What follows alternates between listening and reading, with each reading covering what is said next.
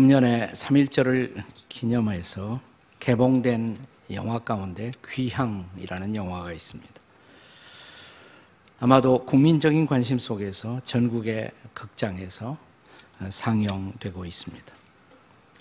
이 영화는 1943년 어느 날 아직 초경도 치르지 않은 채 어린 나이인 14살의 소녀 정민이가 경상남도 거창 고향집에 갑자기 들이닥친 일본 군에게 강제로 끌려가서 중국 길림성에 위치한 일본군 위안소에 끔찍한 성노예의 삶을 살다가 숨져버린 안타까운 실화를 바탕으로 한 역사 증언의 영화라고 할 수가 있습니다.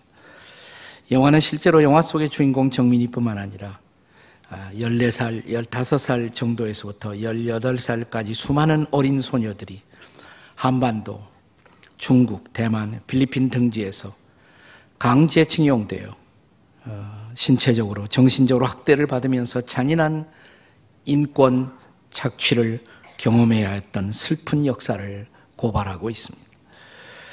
문제는 1945년에 이르러 전세가 일본의 패전 쪽으로 기울게 되자 일본군의 그 비밀 누설 방지와 또 일본 황군의 망신거리를 영원히 은폐한다는 목적하에 성노예 피해자들을 학살하기 위한 소위 옥쇄 정책이 지시되는 가운데 모든 범죄 기록과 피해자 당사자들을 불태우는 만행을 일본군들이 저지르게 됩니다. 영화는 이렇게 이국 땅에서 육체와 정신을 유린당한 그 원혼들을 달래는 한국 고유의 위령제의 형식을 빌려 우리 역사의 슬픈 영혼들의 귀향을 다루고 있는 그런 이야기입니다. 아마도 이 소녀들이 이런 안타까운 착취를 경험하면서 그들의 존재의 깊은 곳에서 터져나온 중요한 물음이 있었다면 이 짧고 억울하고 슬픈 그들의 실존이 그 누구에게라도 기억될 것인가 라는 질문이었을 것입니다. 영화 말미에 고향을 방문하는 피해자 할머니에게 철없는 소녀가 사진을 찍자고 하자 처음에는 거부를 합니다. 그 아픈 불행을 또다시 기억하고 싶지 않아서였을 것입니다. 그러나 이내 소녀가 사진을 찍은 것만 남아요 라고 말을 하자 마음을 고쳐먹고 그래 찍으라고 허락하는 그런 장면이 나옵니다. 이런 영화의 탄생 그 자체가 바로 하나님이 이 슬픈 영혼들을 잊지 않으셨다는 증거가 아닐까 그런 생각이 제 마음속에 떠올랐습니다. 우리는 과연 잊혀졌는가? 라는 이 중요한 질문. 그런데 오늘 성경 본문에서 동일한 질문을 던지고 있는 한 무리의 사람들을 만납니다. 과거 이스라엘 민족이 70년 동안 바벨론 포로로 짓밟히고 있었을 때 거기에서 터져나왔던 이스라엘 민중들의 동일한 질문이었습니다. 우리는 과연 잊혀졌는가? 하나님, 우리를 아직도 기억하시나요? 라는 질문이었습니다. 그들에게 하나님은 이렇게 대답하십니다. 이스라엘아, 너는 나에게 잊혀지지 아니했다. 아니 잊혀지지 아니할 것이다 라고 대답하십니다. 이 동일한 어쩌면 비슷한 잊혀짐의 긴 고통 그리고 삶의 어두운 터널을 지나고 있는 오늘을 살고 있는 하나님의 백성인 여러분과 저에게도 때때로 삶이 고통스럽고 삶의 무게가 힘들어지기만 할 때 우리는 동일한 질문이 우리 안에서 일어나는 것을 발견합니다. 하나님, 저를 잊으셨나요? 라는 질문입니다. 그리고 주님은 아마도 본문에서 주셨던 동일한 대답을 우리에게 주실 것입니다. 나는 너를 잊지 않았어. 과연 그럴까요? 그리고 정말 그분이 우리를 잊지 않으시고 계신다면 그분이 창조주 하나님이 우리를 잊지 않으시는 이유 도대체 무엇 때문일까요? 그 첫째는 우리는 그분에 의해서 지음을 받은 존재들이기 때문에 그렇습니다. 자, 본문 21절의 말씀을 함께 같이 읽도록 하겠습니다. 21절 같이 읽습니다. 시작. 야곱아, 이스라엘아, 이 일을 기억하라. 너는 내 종이니라. 내가 너를 지었으니 너는 내 종이니라.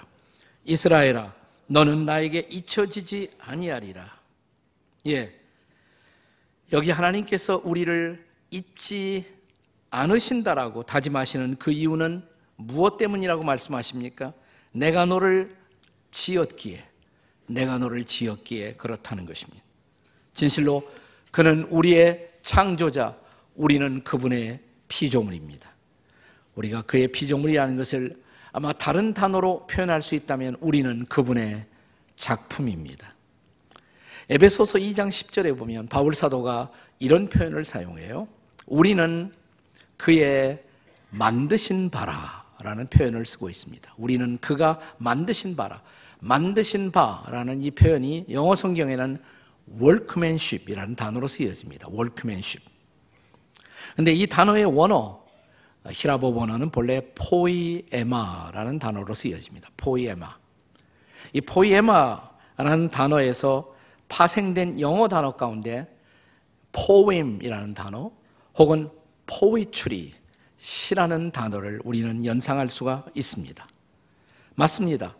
우리는, 저와 여러분은 모두 창조주 하나님의 시적인 일종의 예술적인 작품이라고 할 수가 있습니다. 여러분, 사람이 만든 작품 가운데 그 작품이 뛰어났을 때 우리는 그 작품을 가리켜 걸작품, masterpiece라는 표현을 사용합니다. 우리가 하나님의 걸작품이라는 거 여러분 아십니까? 내가 나를 어떻게 평가하든, 내가 나를 어떻게 자학하고 살아가든 상관없이 우리 한 사람 한 사람은 창조주 하나님의 걸작품이라는 사실입니다. 그렇습니다. 우리는 그분의 시이며, 우리는 그분의 노래이며, 우리는 그분의 그림입니다. 그러므로 그가 우리를 아끼시고 보호하시고 또 잊지 않으심이 너무나도 당연하지 않겠습니까? 그런데 오늘 본문 21절에서 이사야 선지자는 하나님의 메시지를 이렇게 우리에게 전달합니다. 내가 너를 지었으니 너는 내 종이니라. 그가 우리를 지으신 이유, 종으로 쓰시기 위해서라는 말입니다. 하나님이 우리를 만드셨을 때 갤러리의 화실에 그냥 걸어놓고 감상만 하는 작품으로 만드신 것이 아니고 그가 우리를 부리시고 그가 우리를 사용하실 그의 종으로 우리를 지어주셨다는 것입니다. 다시 말하면 그분의 목적을 이루고 그분의 뜻을 성취할 그분의 소중한 종으로 저와 여러분을 지어주셨다는 것입니다. 예컨대 그런 의미에서는 우리가 그림이라기보다도 악기라고 말하는 것이 더 좋을 거예요. 우리는 악기처럼 지음을 받은 것입니다. 악기는 그냥 걸어놓고 보는 것이 아니죠. 악기는 연주를 해야 합니다. 소리를 내야 합니다. 그래서 작곡자가 의도하신 어떤 목적을 성취해야 하는 것입니다. 맞습니다. 우리는 그분이 기대하는, 창조주가 기대하는 노래를 연주해서 그분의 아름다움 그리고 그분의 위대함을 선포할 목적으로 지어져 지금 여기에서 우리가 존재하고 있다는 사실입니다. 음악가들이 그 연주하는 악기 중에서 아마도 가장 많이 사용되는 악기가 있다면, 그래서 오케스트라 연주에서 핵심 역할을 감당하는 악기를 들 수 있다면 아마도 바이올린이라고 할 수가 있을 것입니다. 오늘날 연주되는 바이올린 가운데 가장 비싼 것으로 알려져 있는 것은 명장 과르네리라는 사람이 만든 바이올린으로서 역대 최고가인 200만 파운드, 하나로 약 34억 원에 팔린 바가 있었다고 합니다. 34억 원, 악기 하나가. 한때 레이디 블런트라고 불리우는 스트라디바리우스라는 바이올린은 과거에 우리 가격으로 환산한다면 약 172억 원에 경매된 일도 있었다고 합니다. 172억 원. 상상이 되십니까? 만일 여러분과 제가 그 악기의 소유자라고 가정을 해보십시오. 그 악기를 잃어버린다, 그 악기를 잊어버린다는 가정을 상상이나 할 수가 있을까요? 이 비싼 악기를 어떻게 잊어버려요? 밤낮으로 우리는 그 악기를 주시하고 닦아주고 또 연습하면서 어느 날 그 연주장에서 황홀한 연주를 할 그날을 우리는 날마다 준비할 것입니다. 우리가 그렇게 지음받은 존재라는 말이에요. 그분이 우리를 잊지 않으시고 포기하지 않으시는 가장 중요한 이유, 우리는 그분에 의해서 그렇게 소중한 존재로 지음을 받은 그의 악기요 작품인 것입니다. 자, 그분이 우리를 잊지 않으시는 또 하나의 이유가 있습니다. 두 번째 이유, 우리는 그분에 의해서 회복될 존재들이기 때문입니다. 우리는 그분에 의해서 회복될 존재들입니다. 본문 22절을 보세요. 22절에 보시면 내가 너를 구속하였음이니라 라는 표현이 등장하죠. 또 그 다음 절 23절에도 여호와께서 야곱을 구속하셨으니, 여기 구속이라는 단어가 반복적으로 등장합니다. 구속이라는 말은 이렇게 구속했다는 그런 뜻이 아닙니다. 속박했다는 뜻이 아니고요. 영어로 말하면 구속이라는 것은 redeem, 동사로 redeem, 혹은 명사로 말하면 redemption이라는 단어가 쓰여집니다. 이것은 본래 원문의 뜻도 그런 뜻인데, 값을 지불하고 다시 사서 원 위치에 있게 한다라는 뜻이에요. 그러니까 구속이라는 단어를 오늘 우리가 사용하는 현대적인 단어로 바꿀 수 있다면 제일 좋은 단어가 저는 회복이라고 생각해요. 구속하셨다, 본래 의도대로 회복했다라는 뜻인 것입니다. 그렇습니다. 우리는 너무나도 소중하게 지어진 존재여서 잊혀질 수 없고 회복되어야 할 존재라는 사실입니다. 우리가 잊혀져서는 안 될 존재들이지만, 그러나 이따금씩 가끔 잊혀질 수도 있습니다. 잃어버려질 수도 있습니다. 사고가 일어나요. 그것은 나 자신의 책임일 수도 있고, 또 때로는 자신의 책임과 상관없는 그런 사고로 그렇게 될 수도 있습니다. 자, 실제로 한국 바이올리니스트 가운데 김미진 씨라는 분이 지난 2010년에 자신의 스트라디바리우스라는 이 고급 바이올린을 도난당한 일이 있었습니다. 2010년의 일이에요. 얼마 되지 않았죠? 그녀가 영국 유스턴 기차역에서 샌드위치를 사느라고 한눈을 잠깐 파는 사이에 이 바이올린을 잃어버린 거예요. 네. 자, 그 당시에 21억이나 가는 그런 바이올린인데, 그걸 자기가 산 것은 아니었고 임대해서 쓰고 있었다고 그래요. 네. 자, 그런데 이 도난당한 이 바이올린이 2013년 7월에 비로소 다시 되찾게 됩니다. 경찰이 다시 찾았어요. 그래서 이제 다시 경매 과정을 밟게 되었는데 24억에 낙찰되었다, 이런 뉴스 보도가 난 것을 기억합니다. 흥미로운 사실은 최초에 이 바이올린을 훔친 이 범인들이 이 바이올린의 가치를 몰라서 그것을 팔기 위해서 흥정하는 과정에서 불과 100파운드, 17만 원의 가격에 팔려고 시도를 했어요. 네, 이 바이올린을 몰랐던 거죠. 그러나 이런 과정에서 마침내 경찰에게 포착이 되어서 다시 이 악기를 되찾게 된 것입니다. 그리고 이 악기를 되찾게 수고를 했던 영국의 교통경찰청에 상당한 고가의 수고비가, 사례비가 지불되었다는 뉴스를 기억합니다. 여러분, 이 고급 악기보다도 훨씬 더 고급한 악기, 그것이 여러분과 저예요. 바로 인생인 것입니다. 하나님의 형상을 따라 지음받은 인간이, 그런데 어느 날 우리에게 허락된 자유의지를 우리가 남용함으로 말미암아서 하나님을 떠나 죄 속에서 잊혀진 존재가 된 것입니다. 그러나 우리를 포기할 수 없었던 하나님은 하나님의 아들 예수 그리스도를 보내시고 십자가에서 우리의 죄, 우리의 허물을 대신 짊어지고 그가 고통을 받으시고 그가 피를 흘리시고, 그러나 그 예수 그리스도 앞에 나오는 사람들에게 그는 그의 피 흘림을 통해서 우리를 다시 사서 다시 씻어주시고 새롭게 회복시켜 하나님의 자녀된 자리에 있게 해주셨다는 것입니다. 이것이 복음이에요. 네, 이것이 굿뉴스인 것입니다. 우리의 잊혀짐에는 우리 자신의 상당한 책임이 적지 않았습니다. 성경은 그것을 우리의 죄 때문이라고 말합니다.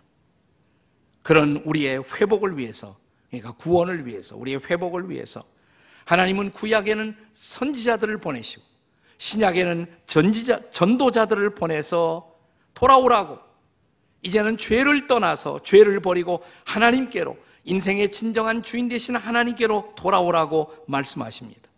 돌아오면 우리의 죄는 도말되고 우리는 하나님의 품 안에서 온전한 회복을 경험할 것이다. 이것이 바로 성경의 메시지인 것입니다.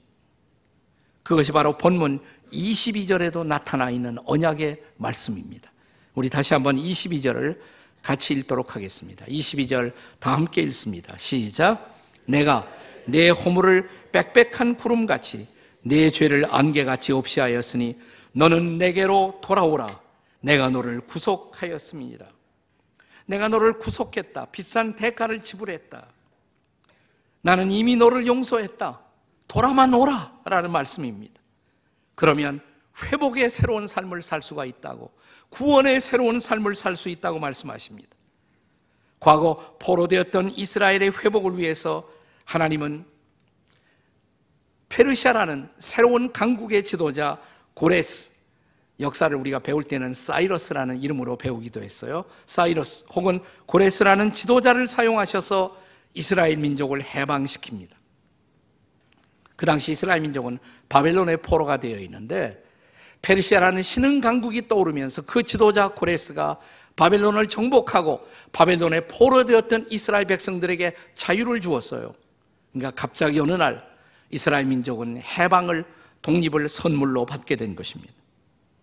그리고 이 고레스의, 사이러스 왕의 선처를 통해서 그들은 예루살렘 땅으로 돌아와 성전을 다시 짓는 놀라운 회복의 역사를 시작합니다. 바로 이 위대한 회복의 역사의 전망을 하나님은 이사야 선지자를 통해서 이사야 44장 오늘 본문의 28절에서 말씀하시고 있어요. 우리 28절을 같이 읽겠습니다. 함께 읽습니다. 시작. 고레스에 대하여는 이르기를 내 목자라, 그가 나의 모든 기쁨을 성취하리라 하며, 예루살렘에 대하여는 이르기를 중건되리라 하며, 성전에 대하여는 내 기초가 놓여지리라. 얼마나 정확하고 놀라운 예언의 성취입니까? 그러니까 그 당시에 고레스라는 지도자는 이스라엘 백성의 입장에서 보면 그들의 구세주예요. 그들의 구세주. 고레스를 일으켜 해방을 주시고 자유를 주시고 회복을 허락하신 하나님. 그런데 하나님은 이 고레스라는 인물을 통해서 장차 역사의 지평선에 등장할 위대한 인류의 구세주, 이스라엘의 구세주뿐만이 아니라 인류의 구세주가 될 메시아가 오신다고, 그분이 바로 예수 그리스도라고, 그는 우리를 정치적인 포로보다도 더 지독한 죄에서 우리를 근본적으로 해방하시고 우리에게 새로운 삶, 회복을 허락하실 것이다. 이것이 바로 복음인 것입니다. 사랑하는 여러분, 하나님이 우리를 잊지 아니하시고 포기할 수 없는 이유, 우리는 회복되어 다시 한번 하나님의 뜻대로 사용되어야 할 존재이기 때문에 그런 것입니다. 그래서 하나님은 오늘도 말씀하십니다. 나는 너를 잊을 수가 없다고, 나는 너를 포기할 수 없다고. 그가 우리를 잊지 못하시는 세 번째 마지막 이유가 있습니다. 그 이유는 우리는 그분의 영광을 나타낼 도구들이기 때문에 그렇습니다. 하나님이 우리를 잊을 수 없는 마지막 이유, 우리를 통해 그분의 영광을 나타내시기 위해서입니다. 우리가 잊혀짐에서 회복되는 그날, 우리는 하늘과 땅과 산과 숲과 나무들이 함께 우리의 회복을 기뻐하면서 하나님을 찬양하는 것을 목격하게 될 것입니다. 이것이 바로 23절 본문에 나타난 찬양이에요. 자, 23절 말씀을 다 함께 읽겠습니다. 시작. 여호와께서 이 일을 행하셨으니 하늘아 노래할지어다, 땅의 깊은 곳들아 높이 부를지어다. 산들과 숲과 그 가운데 모든 나무들아 소리를 내어 노래할지어다. 여호와께서 야곱을 구속하셨으니 이스라엘 중에 자기의 영광을 나타낼 것이라. 그날 모든 것이 회복되는 그날, 구원자가 오시고 우리의 회복이 완성되는 그날, 이 세상에 하늘과 땅이, 산과 숲과 나무들이 그분을 찬양한다고, 이 세상은 그분의 영광을 찬미하는 거대한 연주장이 될 것이라고 말씀하십니다. 이것이 성경이 약속하게 되는 회복의 클라이맥스, 마지막 장면인 것입니다. 그러나 사랑하는 여러분, 그때가 오기까지, 그 완전한 회복이 실현되는 그때까지 우리가 살아가는 이 세상 속에서 당분간 우리는 수많은 비극, 수많은 고통, 이해할 수 없는 어둠과 아픔을 여전히 경험하며 살게 될 것입니다. 그러나 기억할 것이 있습니다. 우리가 이 아픔을 경험하면서, 이 고통을 경험하면서, 이 비극을 경험하면서 왜 이런 비극이 내게 오느냐고, 나는 잊혀진 존재가 아니냐고 우리가 불평하는 그 순간 속에서도 이 모든 것 배후에 하나님은 이 모든 것을 통해서 당신의 영광을 드러낼 준비를 하고 계시다는 사실입니다. 기억나십니까? 어느 날 예수님이 제 아들을 데리고 길을 가다가 날 때부터 맹인된 시각장애인 한 사람을 만나게 됩니다. 제 아들 사이에 논란이, 토론이 벌어졌습니다. 선생님, 저 사람이 태어날 때부터 빛을 보지 못하고 어둠 속에 살게 된 것 자기의 죄 때문입니까? 혹은 조상들의 죄 때문입니까? 여러분, 그때 예수님의 대답이 뭐였습니까? 요한복음 9장 3절, 우리 주님의 대답은 이렇게 주어졌습니다. 한번 같이 읽어보시죠. 그에게서, 이 대목만, 그에게서, 시작. 그에게서 하나님이 하시는 일을 나타내고자 하십니다. 비극이죠. 태어날 때부터 빛을 한 번도 보지 못하고 살아야 할 사람들도 있습니다. 그러나 그 비극의 배후에도 하나님이 그를 통해 드러내고자 하는 하나님의 목적이, 하나님의 영광의 목적이 분명히 있다고 주님은 말씀하신 것입니다. 로마서 우리가 8장 30절에 보면 하나님이 저와 여러분을 하나님의 자녀로 불러주신 궁극적인 목적, 그 목적을 뭐라고 선포하십니까? 우리 한번 같이 이 말씀을 읽겠습니다. 시작. 또 미리 정하신 그들을 또한 부르시고, 부르신 그들을 또한 의롭다 하시고, 의롭다 하신 그들을 또한 영화롭게 하셨느니라. 아멘. 하나님이 우리를 미리 정하시고 불러주신 이유, 우리를 불러주시자 하나님 자녀 되게 하신 궁극적인 목적, 마지막 강조된 단어가 뭐예요? 영화롭게 하셨느니라. 영화롭게 하시기 위해서입니다. 여러분, 이걸 믿으셔야 합니다. 영화롭게 될 것입니다. 지금은 내가 보기에도 내가 초라하고, 그리고 비틀어져 있는 모습이고, 그리고 고통당하고 있는 모습이고, 수많은 열등감 속에 방황하는 내 모습이지만 하나님은 이런 나를 통해서 마침내 그의 영광을 나타내리라고 말씀하십니다. 우리는 영화롭게 될 것입니다. 옆에 있는 사람에게 영화롭게 된대요. 한번 해보세요. 시작. 영화롭게 될 것입니다. 영화롭게 된다. 영어로 glorified 혹은 glorification. 자, 이 본래 영화라는 단어는 하나님에게만 사용되는 단어예요. 하나님이 영화로우신 분이에요. 근데 우리가 그렇게 된다는 것입니다. 하나님을 닮은 영화로운 존재가 될 것이라는 말입니다. 그러나 우리가 잊지 말아야 할 것이 있습니다. 우리가 거기까지, 영화의 과정까지 가는 과정에서 인생의 고난과 고통이 사용되고 있다는 사실입니다. 그러나 이 모든 고통은 로마서 8장 30절의 말씀인데 그 직전 전 구절, 로마서 8장 28절의 약속을 이루기 위해서 그 과정을 통해서 마침내 영화가 온다는 것입니다. 로마서 8장 28절이 무슨 말씀이에요? 우리가 잘 아는 말씀이죠. 네. 하나님을 사랑하는 자, 곧 그 뜻대로 부르심을 입은 사람들에게는 뭐예요? 모든 것이 합력하여 뭘 이룬다? 선을 이룬다. 모든 것이 합력하여.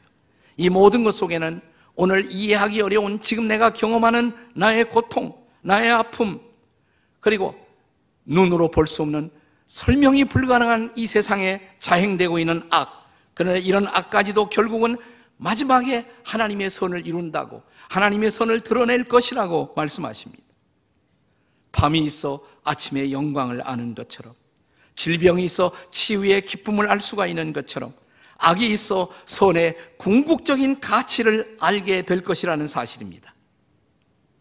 일제 강점기 시절 우리의 위안부 할머니들이 겪었던 그 고통은 오랫동안 이 땅의 한 무리의 여인들의 부끄러운 경험으로 역사 속에 묻혀지고 잊혀지는 줄만 알았습니다. 본인들도 그렇게 생각했을 것입니다. 그러나 이 땅 이민족의 속죄를 위한 희생양으로 드려진 그들의 고통을 하나님은 잊지 않으셨습니다. 마침내 그들의 고통의 모습을 드러내시기 시작합니다.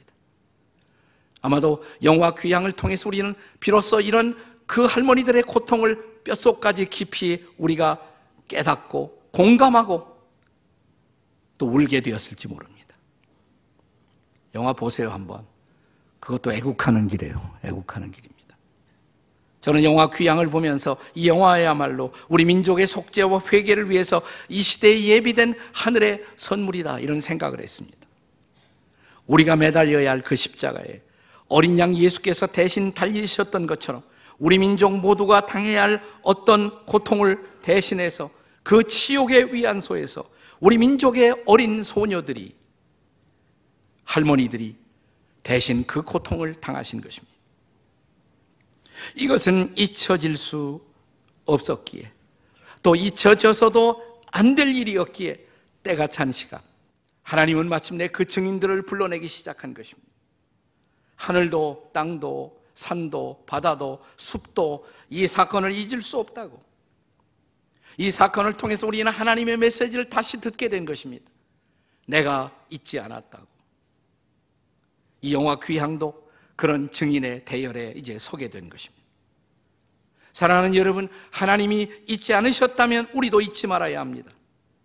그것만이, 잊지 않는 것만이 우리가 장차 우리 민족을 지키고 우리나라의 내일을 일으키고 그리고 우리가 살고 있는 이 땅을 하나님의 땅으로 만들어가는 계기가 될 것입니다. 마침 3.1절을 앞두고 서울시청 앞 그 서울 도서관 외벽 꿈새김판에 한 사진이 등장했습니다. 그리고 신문에 보니까 거기 89세 된 위안부 할머니 길원옥 할머니가 직접 쓴 문구가 나타났습니다. 아마도 시청에 가시면 지금 우리는 그 문구를 보게 될 것입니다. 이렇게 쓰여 있습니다. 나를 잊으셨나요? 나를 잊으셨나요? 나를 잊으셨나요? 할머니, 우리는 잊지 않았습니다. 우리 민족이 잊지 않았습니다. 그리고 우리가 할 일을 할 것입니다. 지금은 이 대답이 필요한 시각입니다. 민족의 국권을 잃어버리고 방황하던 1919년 3월 1일 민족과 우리의 자존을 되찾기 위해서 당시에 우리의 조상들이 고난의 십자가를 짊어지고 일어서 총칼 없이 무조항주의로 일본들의 총칼에 맞서서 이 나라의 독립을 외치고 역사의 행렬 맨 앞에서 우리의 자주권을 부르짖었을 때 거기에 우리 그리스도인들이 함께 있었습니다. 아니, 맨 앞자리에 있었습니다. 우리의 할머니들이 민족의 제물로 중국 길림성에 끌려가면서 나는 반드시 고향에 돌아올 것이라고 결심했던 것처럼 그 결심을 보상하기 위해서 이제 우리가 지금 이 시점에서 우리나라가 하나님의 나라가 되도록 지금 이 시점에서 우리가 해야 할 일이 무엇인가를 이제는 우리가 물어야 할 시각입니다. 그들의 희생이 헛되지 않고 이 땅이 하나님이 기뻐하시는 땅이 되고 자유와 생명과 평화가 춤추는 땅이 되기 위해서 하나님, 나라는 사람이 내 생의 나머지 시간을 걸고 내가 무엇을 하며 살아야 할까요? 삶이 힘들지라도, 삶이 무겁고 어려울지라도, 그래서 나도 내 속에서 터져나오는 어떤 질문 때문에 이 질문을 하고 싶어도 하나님, 저를 잊으셨습니까? 아니, 난 너를 잊지 않았다고. 나는 너를 잊지 않았다고. 저를 잊지 않으셨다면, 저를 향한 하나님의 계획이 있다면 그 계획이 무엇인지 이제 우리를 향한 하나님의 소명을 발견하고 일어나 회복의 거룩한 역사 앞에 내 인생을 들여 하나님의 심부름을 하는 종으로 다시 설 때 역사가 그들을 잊지 않은 소명을 비로소 우리는 발견할 것입니다. 그때만 비로소 우리는 잊혀지지 않는 민족, 하나님 앞에 기억되고 회복되는 민족, 그리고 영광의 도구로 이 나라도 우리도 쓰임받을 것을 믿어야 합니다. 그것을 위해서 가장 진지한 기도를 주님 앞에 드려야 할 시각입니다. 주님, 저도 할 일이 있을까요? 그 소명을 찾아 일어서는 그 순간, 바로 그 시간을 위해서 하나님은 오늘 이 시간 우리의 대답을 기다리고 계십니다.